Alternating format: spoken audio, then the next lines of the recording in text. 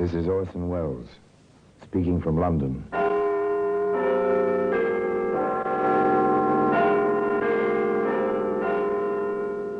The Black Museum, a repository of death. Yes, here in the grim stone structure on the Thames, which houses Scotland Yard, is a warehouse of homicide, where everyday objects, a man's necktie, a woman's glove, a boy's school cap, all are touched by murder.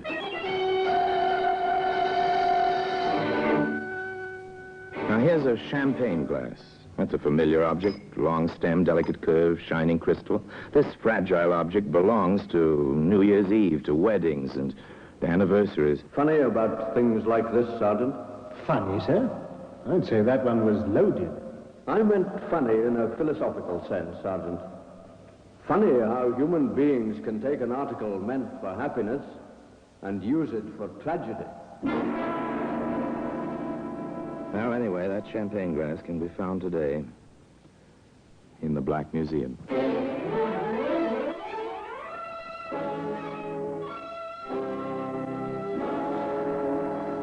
From the annals of the Criminal Investigation Department of the London Police, we bring you the dramatic stories of the crimes recorded by the objects in Scotland Yard's Gallery of Death, the Black Museum.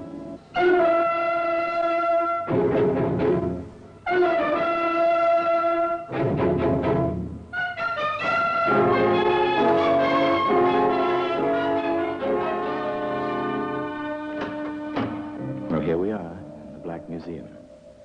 Scotland Yard's Museum of Murder. This place echoes with violent death.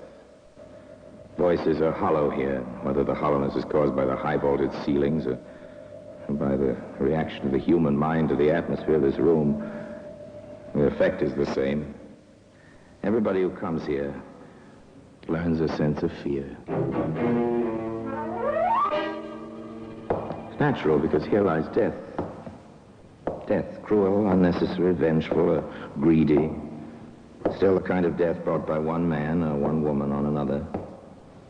This is a record to be studied not merely by criminologists, but by every student of man's inhumanity to man.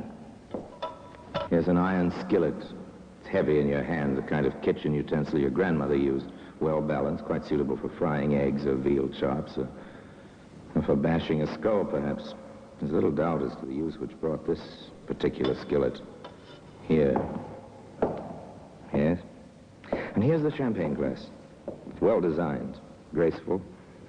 You could place it with a companion on a silver tray, as Colonel Harry Reid did. You could pop a cork and then fill the glasses, as Colonel Harry Reid did.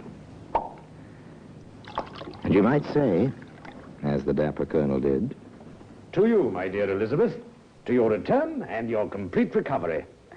I wish I could drink to that wholeheartedly, Harry. Really, I do. Well, why not, my dear? You've been released. You're... That's it exactly. I've been released. Not merely sent home from a hospital, so to speak. After all, the hospital I was in had bars in the windows. Oh, I insist, my dear, that you touch glasses with me and drink at once. That's no way to talk. But, Harry, Ah, then no buts, Elizabeth. Many people have had nerve breakdowns, and the vast majority of them have recovered. Very well, Harry, dear. But not to me, to you. The most patient of husbands in the world. So they drank the champagne, and all was well. It was very pleasant, very relaxing, reassuring. But the world is always too much with us, and the colonel finally had to say, Now, you rest until dinner, Elizabeth. I've a brief appointment. I won't be long. and the colonel kissed his wife, and the colonel went off to his appointment. It's 6 months now, Reed. One way or the other, the matter ought to be settled. I assure you, Davis, there's nothing to worry about. These things take time. There's been plenty of time. Look, Reed, if you don't want to complete the deal, return the £500. But it's not up to me. My client... Your client indicated willingness to dispose of the property. My client paid the deposit in good faith. We consider it a binder on the contract. We've waited 6 months. Your £500 is quite safe, Davis. You can reassure your client. And on my side, we'll go through with the deal as soon as everything is clear. Well, I certainly hope so. My people want to take possession. And they shall. They shall indeed. And soon. Meanwhile, there's no reason for misunderstanding between us, is there? After all, we live in the same small town. We see each other constantly. You know, John, I've often wondered why we don't see more of each other. Socially, that is. Rather a changeable fellow, the colonel, isn't he? There were other changes ahead, more serious ones. They first came to somewhat public notice the night our colonel called Dr. Ashley to his home.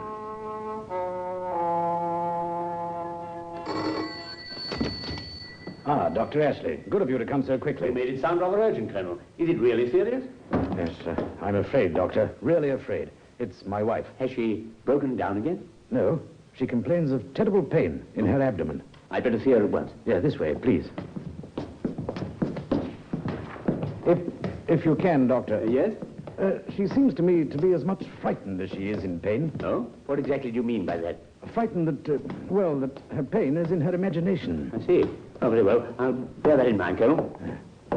In here.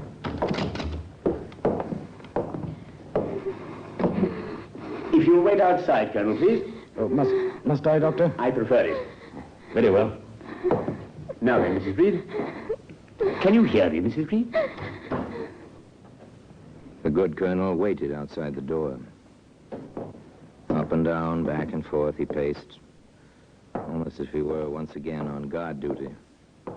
Grim-faced, tense, he waited. At long last. You'd better come in, Colonel. Quick. Doctor, is she? I'm afraid so. I've done everything I can.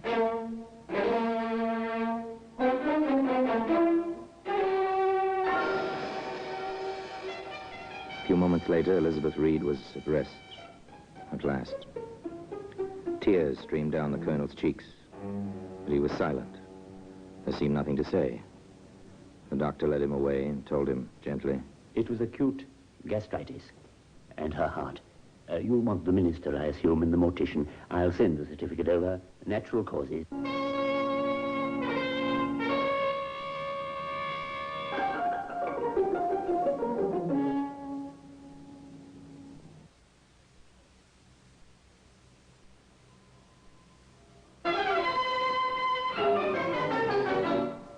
There was a well-attended funeral.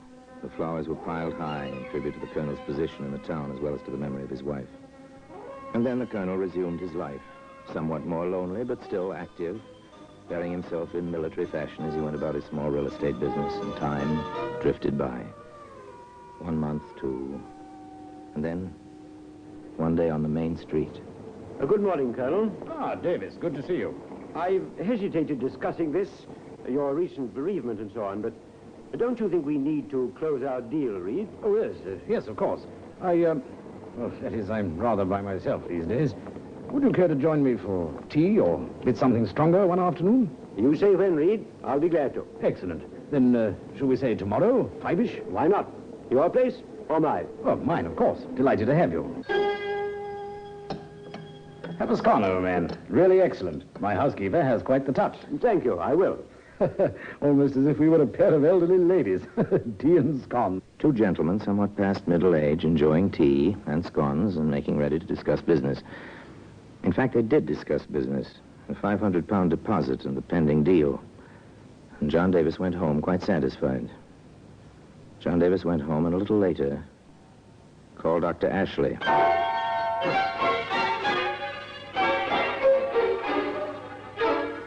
I don't understand it, Doctor. My stomach's like cast iron. Always has been. Now, suddenly, this. None of us are quite as young as we used to be. Even cast iron can wear thin with use. Eat anything out of the ordinary, John? Today? Yesterday? No, nothing. Had some scones for tea. The butter may have been a bit rancid, but tasted perfectly fresh. Over at Colonel Reed's. Eh? Reed? Yes, that's why. We had a little business to discuss. He asked me over. It seems quite lonely since his wife passed on, so I went, mostly to keep him company. Oh, nice of you. Well, just take the prescription I'm leaving you. Rest a day or two. You'll be all right. What's wrong, Doctor? Oh, nothing. Just a quirk of memory. Oh? How so? Your symptoms and Mrs. Reed's rather the same. Nothing serious about it, just odd. That we should have two similar cases in such close juxtaposition. A town like this, a doctor gets to know most of the illness. As the doctor said, Nothing serious. Just an interesting coincidence. And in a day or so, John Davis was up and about. Aside from a slight tenderness in his abdomen, he felt no after effects. All was well. All was quiet. Everyone was his courteous self, including Colonel Reed. Well, now, candy. And from the Colonel. How decent of him. Here it is, Doctor. The same wrappings it came in. Nice-looking box. Don't you care for candy, John? You haven't eaten much. As a matter of fact, I don't. I did offer a piece to the charwoman at the office. You see, one's missing. The charwoman, eh? Is that the way you treat a gift? With the hope you are sufficiently recovered to enjoy this, Harry Reed. Rather decent of him. And that's what I thought, until the charwoman was taken with pains and reaching an hour after she ate the candy. Are you suggesting anything, John? That would be slanderous at this stage, wouldn't it? There's nothing to it, John. There couldn't be. The Colonel... Well, I inquired at the probate office. He did rather well following his wife's death and her will, you know. He never had any money of his own to speak of. Former military men rarely do. Yes, it might be interesting. I've done practically no laboratory work of my own for some time. But I have a little equipment. Shall I try my hand at a bit of chemical analysis, John? I'm curious about the contents of that box of candy. You seem to be as well as I.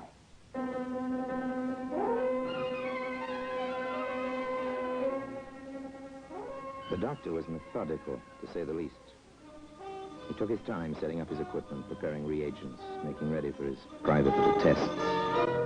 Meanwhile, John Davis ran into his friend the Colonel on the street. John, good to see you. How are you, Harry? You're looking fit. Well, I try to keep that way. Care to join me for another attack of indigestion, old man? Well, today, the champagne glass we've been talking about can be seen, as you might expect, among the other exhibits in the Black Museum.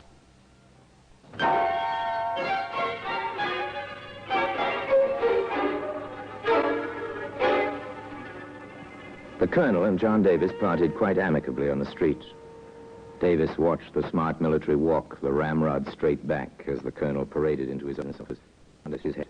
Somehow it didn't seem quite plausible that this man might be something quite different than what he seemed. The next afternoon, the telephone rang in John Davis's office.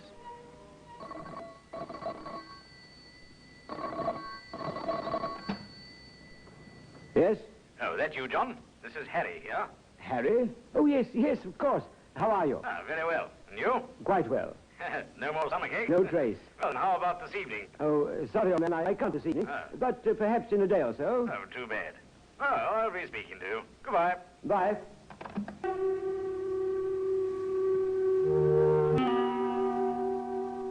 That evening, Davis had a previous appointment with Dr. Ashley in his makeshift laboratory. This little operation here is the marsh test. Oh? For arsenic. Interesting. Yes, isn't it? Particularly since I found that every piece of candy in your gift box had arsenic in it. Good Lord.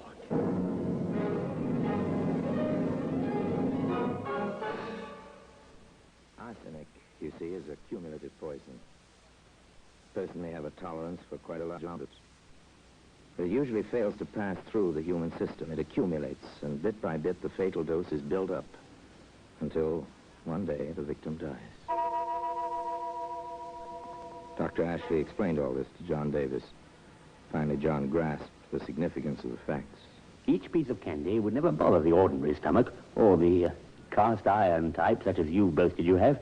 Most people could eat a piece or two, indeed. You'd eaten most of the candy yourself. Well, you follow me, I gather? Follow you? Doctor, I'm a step ahead of you. But exactly what that step is, I'm not sure. I think we need expert help. The local constabulary? I said expert help. Where from? The CID, Scotland Yard.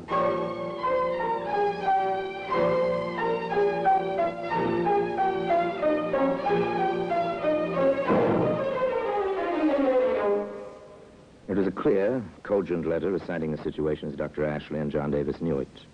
It was addressed to the Home Secretary, the gentleman in the British government responsible for the police force in general.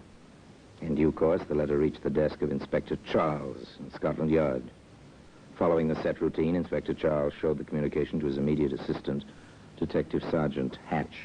Well, nothing else for it. You and I will have to take a small trip to the country. Frankly, I won't mind. I can use a touch of country air after all. They came into the quiet town unobtrusively. Two men on a walking tour, vacationists. They put up at the inn. Toward sundown, they strolled about the town, quite casually.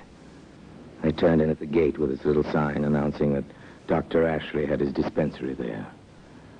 Once, however, within the doctor's office. Now then, Doctor, perhaps you'd let Sergeant Hatch and I have it from the beginning. Well, my entrance into the situation came shortly after Mrs. Reed returned from the sanitarium. She'd been ill? Mentally ill. Nervous breakdown? Rather more than that. She'd been certified insane. She was discharged as being quite stable once again. And you were called in? In my professional capacity. I found her past help. Acute gastritis, or so it seemed at the time. But it doesn't seem so now? You understand, Inspector, I have no facts. At least not on that side. I merely analyzed the box of candy received by John Davis shortly after he'd been taken ill. Doctor, would this Colonel Reed benefit from Mr. Davis's death? There'd been something about a real estate and a deposit paid. Quite a large sum, I believe. Mr. Davis can give you the details. One final question, sir. Who had Mrs. Reed committed to the institution in the first instance? Why, I believe the husband did. But the records will be available to you, of course. Of course. Oh, thank you, Doctor. If we need you... By the time they left the doctor's office, Inspector Charles and Sergeant Hatch felt they had heard an interesting, if circumstantial, story. Their next stop, naturally, was John Davis's home. You've no idea, gentlemen, what a relief it is to have police officers of your caliber on the job. Thank you. About the candy and the card in the box, do you have any definite reason to believe the Colonel wants you, well, out of the way? There's the matter of £500 he either will not or cannot explain. And, Dr. Ashley mentioned Mrs. Reed's will. Yes, curious about that. There was one will made out entirely in favor of her children by her first marriage. The will which was accepted and executed was in the Colonel's handwriting, but signed by Mrs. Reed, and produced subsequent to her death. You find that interesting, I take it, Sergeant? I expect you do as well, sir. Quite. Mr. Davis, do you think it might be possible to exhume Mrs. Reed's body without the matter becoming common knowledge in the whole town?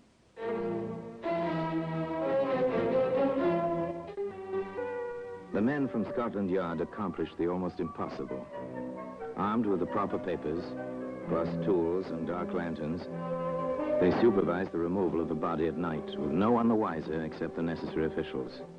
This feat completed, they waited quite patiently. The government analyst was called in. The report was brief. Inspector Charles read it to Dr. Ashley. Examination reveals the presence of 4 grains of arsenic, more than a fatal dose, and the largest amount of the poison I have ever found in human remains. Well, that's it, Doctor. And I didn't recognize the symptoms. Acute gastritis, I called it. Why should you have recognized them, sir? I dare say murder of any kind is hardly a common occurrence in your practice. Well, Sergeant, since our warrant is all in order, it begins to appear that a search of Colonel Reed's premises may be next on the agenda.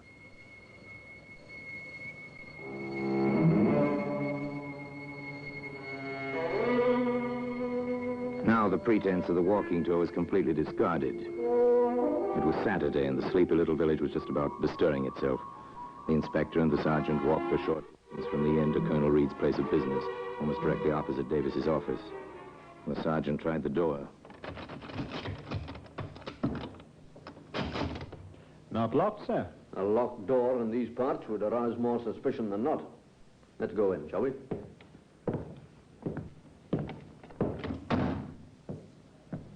One file cabinet, one desk, telephone, chair for visitors. Can't do much of a business. I dare say not. Let's get to it. The search was quite thorough. The desk was emptied of its contents. These were replaced in an orderly fashion. Oh, nothing extraordinary here, sir. Oh? What do you make of this, sir? Champagne glass. Rear of the file cabinet. It's odd. Shall I hold it aside, sir? Yes, you may as well.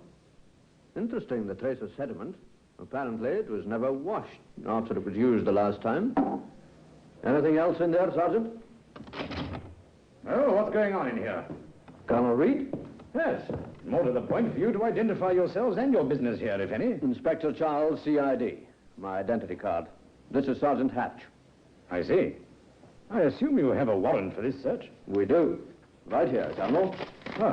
Very well. Go on with your work. May I ask why you were keeping the champagne glass in the file cabinet? A memento to my poor wife.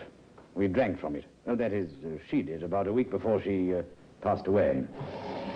A nice gesture, if I may say so. And still with a trace of the sediment at the bottom. Careful, sir. It'd be a pity to have the glass break after all this time. Oh, sorry. Awkward of me to brush against it like that. Yes, wasn't it? All right, Sergeant, you can open the desk drawer the Colonel just closed and see what he put in it. But you said you'd finish. Your pardon, Colonel. I've had quite enough of this. These paper packets weren't in here a few minutes ago, Inspector. How many? Look here, I wouldn't have 20 of them, sir. I'll take one. Thank you. White powder. Well, This wouldn't be arsenic, would it, Colonel? it not only would be, it is. Really? Well, as you can see, I'm wearing my gardening coat. Ordinarily, I do not come into the office on Saturday, but something came up. I've been planning an experiment in my garden, hence the arsenic. A gardening experiment with 20 packets of arsenic? Yes.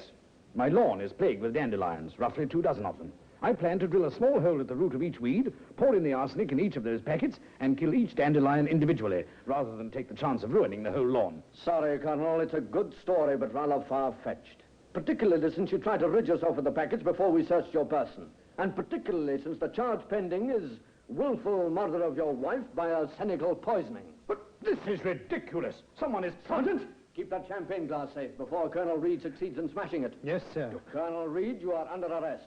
The charge is murder. I must warn you that anything you may say... I will not stand. Oh, no, Sergeant! I'll be acquitted. You'll see, and then I'll have to leave here. A trial? That will be quite enough, Colonel.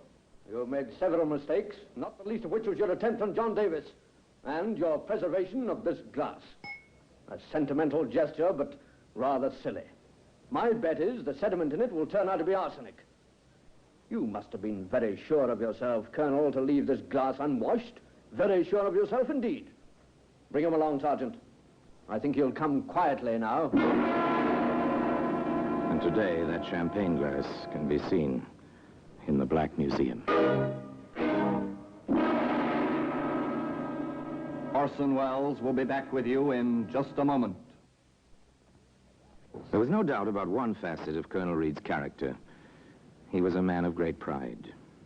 His behavior at the trial was exemplary. His bearing, military. He repeated his story of the separate packets of arsenic for separate dandelions, and he sounded as if he'd made a good case of it. At least for himself. But not, as it turned out, for the jury. Colonel Reed accepted his sentence as if it were an order from a superior officer. And one morning, at the traditional time of 8 o'clock, Colonel Reed marched to the scaffold as if he were on parade. And as for the champagne glass, well, it remains in its customary place, as I told you, in Scotland Yard. And now, until we meet next time, in the same place, and I tell you another story about the Black Museum, I remain, as always, obediently yours.